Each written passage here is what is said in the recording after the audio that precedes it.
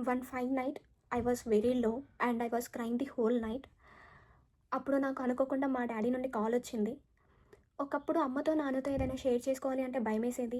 ఏమైనా అనుకుంటారేమో అనేసి. కానీ ఇప్పుడేంటో తెలీదు. ఏదైనా సరే అది ఏ విషయమైనా సరే ఫస్ట్ వాళ్ళతోనే షేర్ చేసుకోవాలి అనిపిస్తుంది. చాలా డౌన్ అయిపోయినప్పుడు డాడీ నాతో ఒక మాట అన్నారు. అదేంటి అంటే, ఏ రిలేషన్‌షిప్ అయినా ఈవెన్ అమ్మైనా, నాన్నైనా, అక్కైనా, చెల్లి అయినా ఎవరు కూడా నీతో ఫరెవర్ ఉండలేరు. You have to be strong enough in every situation అని. And at the same time వీటితో పాటు ఇంకొక మాట అన్నారు. అదేంటి అంటే, చిన్నప్పుడు మీరు స్కూల్‌కెళ్ళి అలసిపోయి వచ్చాక పడుకున్నప్పుడు మీకెక్కడ చలి పుడుతుందో అనేసి అమ్మ మిమ్మల్ని నిద్ర లేవనివ్వకుండా మీకు స్వెటర్స్ ఏసి పడుకోబెట్టింది కదా!